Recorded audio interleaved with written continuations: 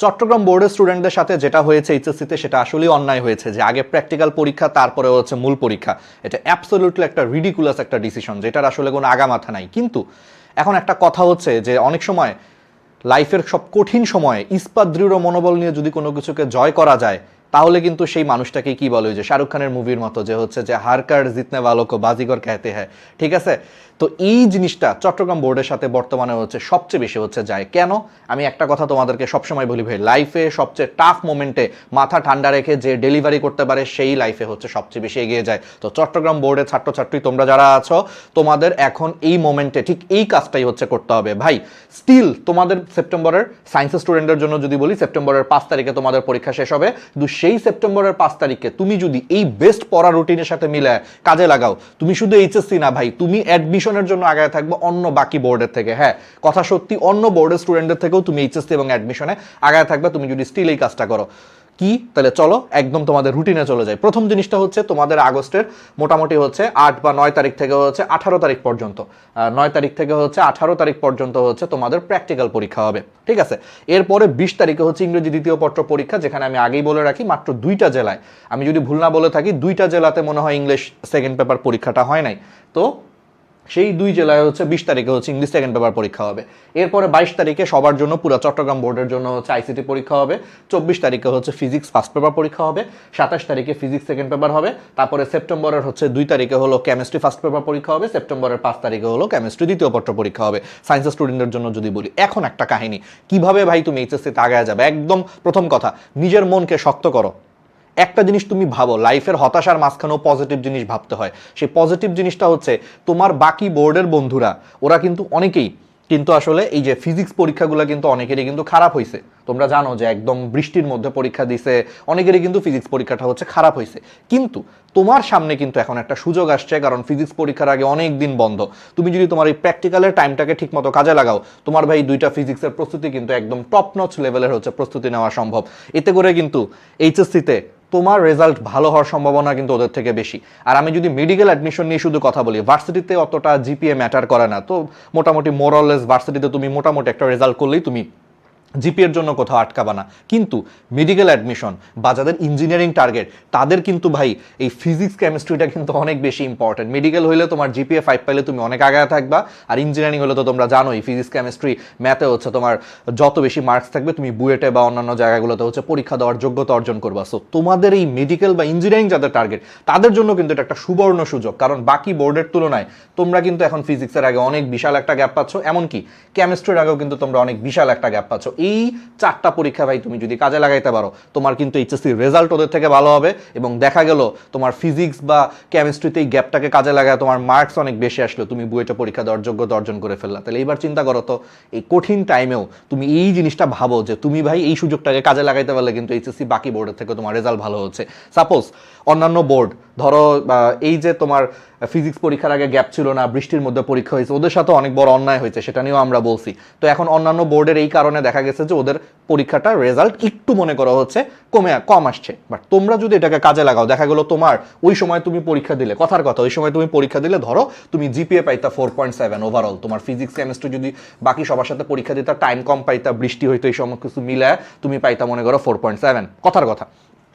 ধরো তুমি ফিজিক্সও পাইতা এ, কেমিস্ট্রিতেও পাইতা এ, কিন্তু সেই জায়গায় তুমি এখন যদি এই গ্যাপটাকে কাজে লাগায় 2টাতেই যদি A+ তুলে ফেলতে পারো, এবং ওভারঅল যদি তোমার তো অনেকগুলো পরীক্ষা বাকি, আইসিটিও বাকি, আইসিটিটারও যদি ভালো মতো পড়ে যদি একটা A+ তুলে ফেলতে পারো, নিশ্চিত করতে পারো, তাহলে এই 3টা পরীক্ষায়, অর্থাৎ ফিজিক্স 2 পেপার, কেমিস্ট্রি 2 পেপার আর আইসিটি, মানে 3টা সাবজেক্টে, এই 3টা সাবজেক্টে তুমি যদি A+ তুলে ওভারঅল যদি তুমি 4.7 এর বদলে তুমি যদি জিপিএ 5 পেয়ে যাও, শুধু মেডিকেল অ্যাডমিশনের জন্যই যদি বলি, মেডিকেল অ্যাডমিশনে 4.7 পাইলে তোমার সব মিলে 3.6 মার্কস কাটা যেত, 3.6 মার্কস কাটা যেত। সেই জায়গায় তুমি যদি এখন এটাতে কাজে লাগায় যদি জিপিএ 5 পাও, তুমি তো এমনিই তুমি হচ্ছে যে আগায় গেলা, তুমি তো এমনিই দেখা গেল 3.6 মার্কস পরীক্ষা দেওয়ার আগেই তুমি মেডিকেল আগায় গেলা।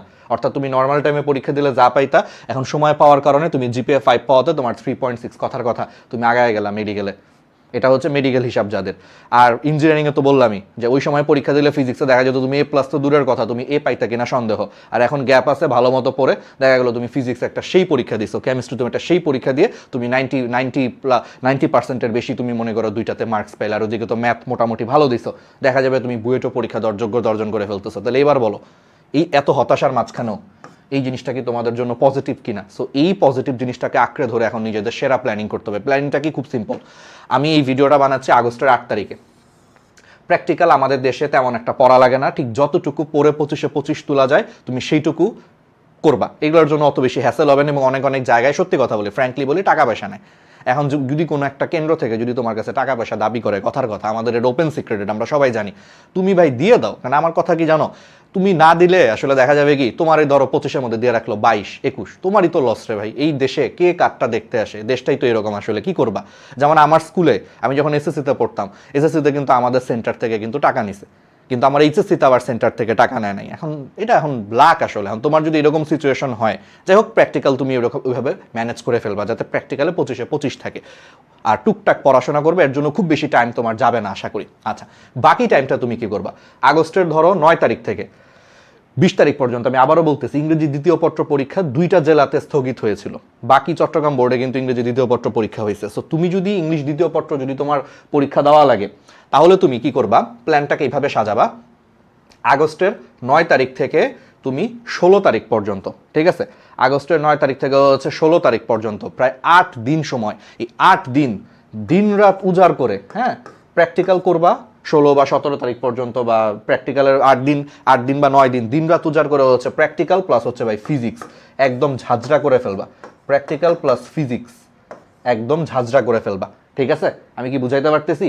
যার হচ্ছে পরীক্ষা আছে মনে করো, তাহলে ফিজিক্স প্লাস হচ্ছে তোমার প্র্যাকটিক্যালগুলো হচ্ছে তুমি দিলা, ঠিক আছে?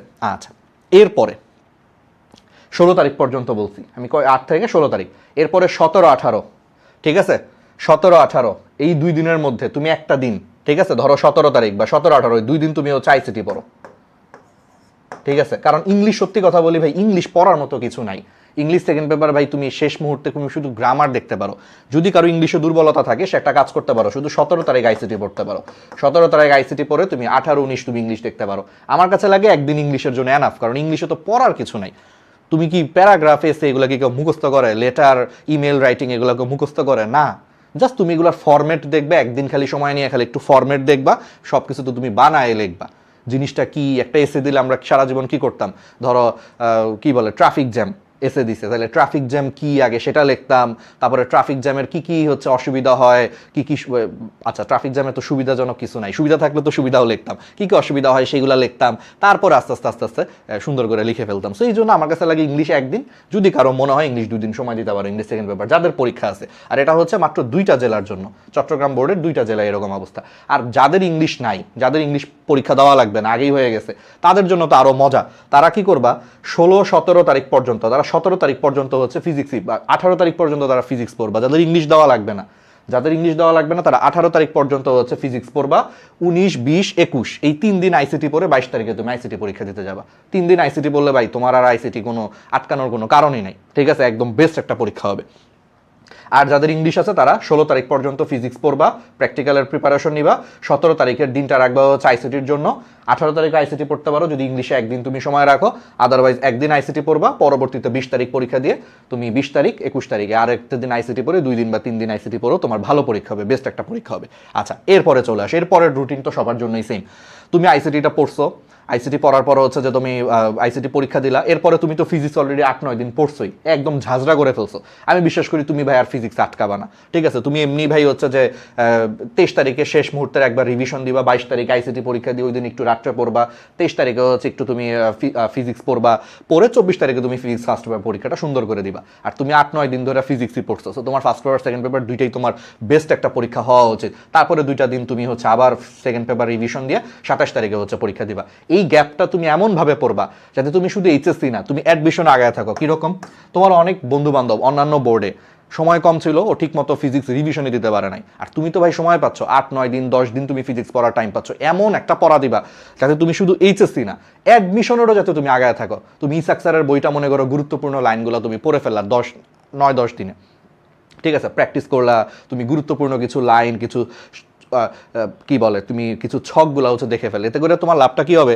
এই ফিজিক্স, তার পরবর্তীতে যে তোমার যে কেমিস্ট্রি আসবে, এই ফিজিক্স কেমিস্ট্রি তোমার অ্যাডমিশনের সবচেয়ে স্ট্রং জোন হয়ে যাবে। তোমার বাকি বন্ধুরা কিন্তু এত বিস্তারিত পড়ার সুযোগ পায় নাই, আর সামনে পরীক্ষা থাকলে যেই পড়া হয়, পরীক্ষা না থাকলে পড়া হয় না। তোমার বাকি বন্ধুরা যারা এখন অ্যাডমিশনের প্রিপারেশন নিবে ওদের মধ্যে অনেকেই রিল্যাক্স করবে যে আরে আমার তো ভাই 3 মাস পরে হচ্ছে পরীক্ষা, দেখবে একটু ঢিল দিবে। আর তোমার সামনে যেহেতু পরীক্ষার প্রেশার, তোমার তো ঢিল দেওয়ার সুযোগ নেই। দেখা যাবে তোমার একটা বেস্ট পড়া হবে এবং সেই বেস্ট পড়া এমন দিবা যে তোমার ভাই ফিজিক্স আর ফিজিক্সের পরে কেমিস্ট্রিটা তুমি এই গ্যাপেই পড়তে পারো, কারণ ভাই কেমিস্ট্রি আগে 5 দিন বন্ধ আছে। 27 তারিখে পরে 28, 29, 30, 31, আগস্ট মাস হচ্ছে 31 দিনে, তাহলে 28, 29, 30, 31, 5 দিন গ্যাপ আছে। আমার মনে হয় ভাই কেমিস্ট্রি আগে না পড়লেও সমস্যা নেই, 5 দিন এনাফ। কেমিস্ট্রির জন্য আসলে 5 দিন এনাফ ভাই, ঠিক আছে। তারপরে আবার সেকেন্ড পেপারের আগে আরো 2 দিন বন্ধ, 3 তারিখ 4 তারিখ 2 দিন বন্ধ। আমার মনে হয় না ভাই তোমার কেমিস্ট্রি নিয়ে আগে না পড়লেও কোনো সমস্যা হবে না। তারপরে কি করবা, এই 5 দিনে এমন একটা কেমিস্ট্রি পড়া দিবা যাতে তোমার ফার্স্ট পেপার সেকেন্ড পেপার একদম বেস্ট প্রিপারেশন হয়। 2 দিন পড়বা হচ্ছে 1 দিন বা 2 দিন পড়বা সেকেন্ড পেপার, আর 3 দিন পড়বা হচ্ছে ফার্স্ট পেপার, পরে ফার্স্ট পেপার পরীক্ষা দিবা। দেন আবার 2 দিন গ্যাপ, সেকেন্ড পেপারটা আবার রিভিশন দিবা, কারণ সেকেন্ড পেপারে অর্গানিক একদম ঝাঁঝরা করে ফেলবা। এই যে সময়টা পাইছো 5টা দিন, অর্গানিকটা জৈব রসায়ন একদম ঝাঁঝরা করে ফেলবে। এক জৈব রসায়ন তুমি যদি ঝাঁঝরা করে ফেলতে পারো অ্যাডমিশনে ভাই, কেমিস্ট্রিতে তুমি অন্য সবার থেকে, এটা হোক ইঞ্জিনিয়ারিং অ্যাডমিশন, হোক ভার্সিটি অ্যাডমিশন, হোক মেডিকেল অ্যাডমিশন, অন্যদের থেকে তুমি বেশি মার্কস পাবা। তাহলে এটাই স্ট্র্যাটেজি, অর্থাৎ সোজা কথায় তুমি এমনভাবে পড়বা তোমার এইচএসসি ভালো হলে তুমি এমনি মেডিকেল অ্যাডমিশনে এক্সট্রা কিছু মার্কস পাবা জিপিএ ভালো হওয়ার কারণে, প্লাস তুমি বুয়েট বা অন্যান্য জায়গা তো ভালো মার্কস তুলতে পারলে পরীক্ষা দেওয়ার যোগ্যতা অর্জন করবা, প্লাস তুমি এত সময় পাওয়ার কারণে একদম বেসিক থেকে একদম বেস্ট লেভেলে পড়তে পারলে। অবশ্যই পারা উচিত, যেহেতু সামনে পরীক্ষার প্রেশার আছে।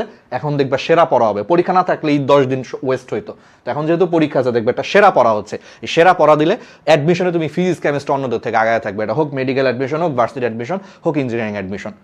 তাহলে ফিজিক্স কেমিস্ট্রি তো তোমার সব জায়গায় লাগবে। তাহলে এবার দেখো তো, তোমার কাছে মনে হচ্ছে না আমি তাহলে ভাই এইচএসসি তো একটু আগায় গেলাম, অ্যাডমিশনেও তো আগায় গেলাম, তাহলে এবার তুমিই বলো, তাহলে কি একদম কি খারাপ বলা যায়? এখন লাইফের যেই সিচুয়েশনই হোক আসলে পজিটিভিটি খুঁজে নিতে হয়, ঠিক আছে। তোমার বন্ধুরা ঠিক আছে 1 মাস আগের থেকে মোটামুটি ওরা তোমার 1 মাস বা ধরো 10-15 দিন আগের থেকে, 15-20-25 দিন আগের থেকে হচ্ছে ওরা অ্যাডমিশনের পড়া শুরু করবে। বাট তুমি যে এই যে এইচএসসির মাঝখানে যে পড়াটা দিচ্ছে, এটাই তো তোমার ফিজিক্স কেমিস্ট্রি তোমার আগে রাখবে তোমার বন্ধুদের থেকে।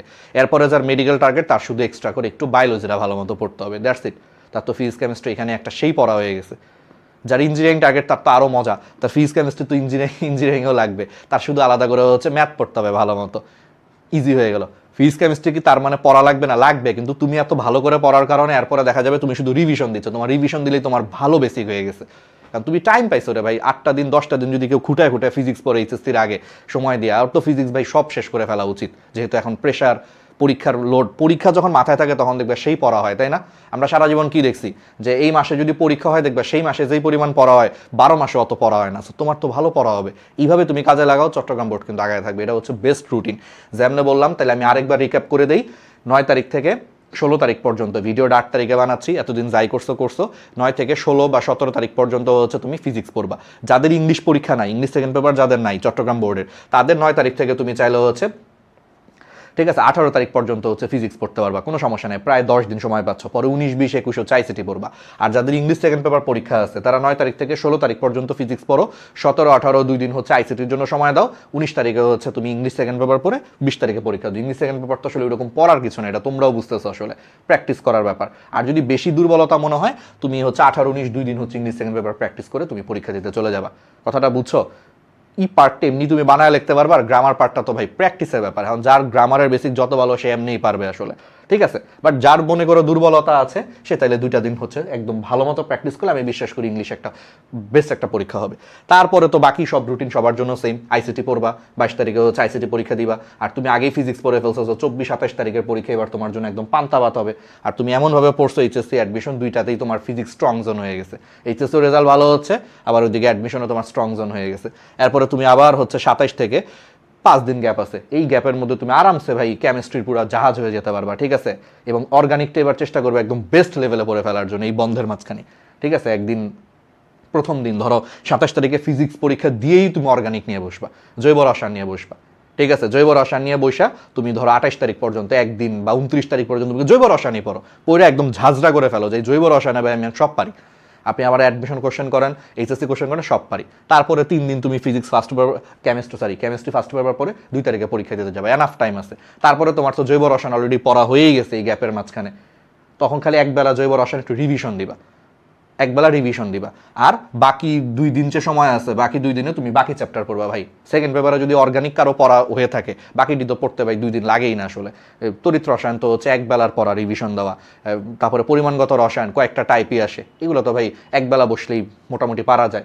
পরিবেশ রসায়ন হচ্ছে একদিন তুমি পড়লা, শেষ। তোমার আর কি বাকি? জৈব রসায়ন তো আগেই পড়ছো, আর কোথাও আটকাবা না। 5 তারিখে একটা সেরা পরীক্ষা হবে, শেষ।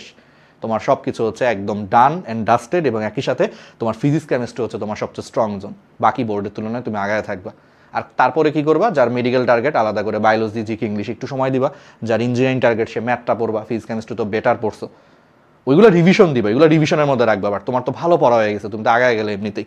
এইভাবে করে পড়ো ভাই, তুমি কিন্তু আগায় থাকবে। অর্থাৎ সোজা কথা, অ্যাডমিশনকে তোমার ফিজিক্স কেমিস্ট্রির স্ট্রং জোন বানাও, যে অ্যাডমিশনে তুমি অন্তত এই 2 সাবজেক্টে সবচেয়ে বেশি মার্কস পাবা। তাইলেই তো হয়েছে, বাকিগুলো তো তোমার জন্য ইজি হয়ে যাবে তখন। বুঝছো? এই হচ্ছে স্ট্র্যাটেজি। সেরা একটা পড়া দাও, আর আরটিডিএস সবসময় তোমাদের সাথে আছে। আমরা সারা বাংলাদেশের অনলাইনে সবচেয়ে বড় দেশ সেরা হচ্ছে মেডিকেল প্ল্যাটফর্ম, যেটা আরটিডিএস। সবচেয়ে বেশি স্টুডেন্ট আলহামদুলিল্লাহ চান্স পাচ্ছে, ভর্তি হচ্ছে। গত একদিনে 130 জনের উপরে হচ্ছে শুধু মেডিকেল ব্যাচে যুক্ত হয়েছে আমাদের আরটিডিএস এর সাথে, আলহামদুলিল্লাহ। তো তোমরাও যুক্ত হও। চট্টগ্রাম বোর্ডের জন্য আলাদা করে হচ্ছে স্পেশাল উইং থাকবে আমাদের, তোমাদের সাপোর্ট গ্রুপ। তোমরা যেহেতু একটু অ্যাডমিশনের জন্য একটু সময় কম পাচ্ছ, তোমাদের জন্য আলাদা সাপোর্ট গ্রুপ থাকবে। তুমি আমাদের অনলাইন ব্যাচটাতে হচ্ছে যুক্ত হয়ে যাও। আরটিডিএস এর হচ্ছে তোমার শুধু অনলাইনেই শুধু আরটিডিএস আছে, আরটিডিএস এর কোনো অফলাইন নাই। তো তুমি আমাদের সাথে অনলাইনে যুক্ত হয়ে যাও, একদম বেস্ট। আমরা তোমাকে হচ্ছে সাপোর্ট দিব, এবং সেই জিনিসটা তুমি কোথা থেকে পাবা? তুমি আমাদের সাপোর্ট, আমাদের সাথে যুক্ত হয়ে যেতে পারো rtdslive.com এই ওয়েবসাইটে, যে ঠিক আছে, গুগল ক্রোমে যে লিখবা RTDS Live, LIV live.com লিখবা, লিখে যে দেখো আমার একটা ছবি পাইলেই বুঝতে পারবা যে তুমি সঠিক পেজে আসছো। RTDS Live, LIV লাইভ, হ্যাঁ। তারপরে তুমি একটু নিচের দিকে গেলেই যে HSC 26-এর ফাইনাল মেডিকেল ব্যাচ, এতে এখানে আমাদের সবার ছবি আছে। বিস্তারিত দেখোতে ক্লিক করবা, তারপরে হচ্ছে তুমি নিজেই পেমেন্ট, আমি আশা করি তুমি বাকি পেমেন্টগুলো তুমি নিজেই করতে পারবে। এখানে ক্লিক করবা, ঠিক আছে। তারপরে এই যে কোর্সটি কিনুনে ক্লিক করবা, তারপরে তুমি হচ্ছে যে আলটিমেটলি হচ্ছে কিনে ফেলতে পারবা। আর যদি লগ ইন করা না থাকে, লগ ইন করে নিও, ঠিক আছে। মোবাইল নম্বর দিয়ে যদি প্রথমবার আমাদের ওয়েবসাইটে ঢুকো বা লগ ইন করা না থাকে, মোবাইল নম্বর দিয়ে একটা অ্যাকাউন্ট খুলে লগ ইন করে নিবা তোমার মোবাইল নম্বর দিয়ে, শেষ। বাকিটা তুমি নিজেই বুঝতেছো। কোর্সটি কিনুনে এখানে ক্লিক করলে বিকাশ বা অন্যান্য অপশন আসবে, সেখানে তুমি কিনে ফেলতে পারবা, ঠিক আছে। আর না বুঝলে আমাদেরকে তোমরা মেসেজ দিও, ঠিক আছে। আমাদের আরটিডিএস এর হচ্ছে হটলাইন নম্বরটায় তোমরা মেসেজ দিও,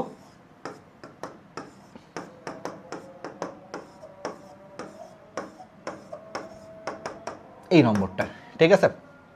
এই হচ্ছে ব্যাপার। তো বিস্তারিত তোমাদের রুটিনগুলো সব কিছু বললাম। তাহলে এই নম্বরটাই হচ্ছে আমাদেরকে আরটিডিএস এর সাথে যোগাযোগ করো মেডিকেল প্ল্যাটফর্মের জন্য। আর তোমাদেরকে যা যা বললাম সেগুলো হচ্ছে অক্ষরে অক্ষরে পালন করে, অথবা আমাদের একটা ফেসবুক পেজও মেসেজ দিতে পারো, গ্র্যাভিটি মেডিস্টেশন, আমাদের আরটিডিএস এর হচ্ছে অফিসিয়াল যে পেজটা, ঠিক আছে, গ্র্যাভিটি মেডিস্টেশন, এই পেজও মেসেজ দিতে পারো,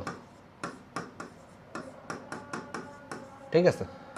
এই তো, তাহলে তোমাদেরকে যা যা বললাম একদম বেস্ট লেভেলে হচ্ছে করো, ইনশাল্লাহ ভালো হবে। আমি আবারও বলতেছি, লাইফের প্রত্যেকটা টাফ সিচুয়েশনে পজিটিভ জিনিসকে খুঁজে বের করে সে অনুযায়ী প্ল্যানিং করলে তুমি লাইফে আগায় থাকবা। That's it. আমি তোমাদের জায়গায় হলে ঠিক যেই কাজগুলো এখন করতে বলতেছি, নিজে আমি ঠিক এই কাজগুলোই করতাম যদি আমি এখন এইচএসসি পরীক্ষার্থী হইতাম তোমাদের মতো চট্টগ্রাম বোর্ডের, ঠিক আছে। তো বেস্টটা দিয়ে পড়ো, আমরা আছি তোমাদের সাথে, আরটিডিএস তোমাদের সাথে আছে ইনশাল্লাহ। যা যা লাগবে, যেভাবে লাগবে সব কিছু দিয়ে আমরা সাপোর্ট দিব। বাট এই পড়াশোনাটা করো, তোমার স্বপ্ন যেখানেই হোক, মেডিকেল হোক, ভার্সিটি হোক, ইঞ্জিনিয়ারিং হোক, তুমি এভাবে পড়লে তুমি আগায় থাকবা, পিছাবা না অন্যদের থেকে, দেখবা বরং তুমি বেশি ভালো করতেছো, ঠিক আছে। তো সবার জন্য দোয়া রইলো, আমাদের জন্য দোয়া করবা। আর একটা বেস্ট পরীক্ষা দাও চট্টগ্রাম বোর্ড, আমরা আছি, আমরা রেগুলার গাইডলাইন দিয়ে আসবে। একটা ভিডিওই শেষ না, আরও ভিডিও আসবে, টেনশন করো না। ধন্যবাদ তোমাদের সবাইকে।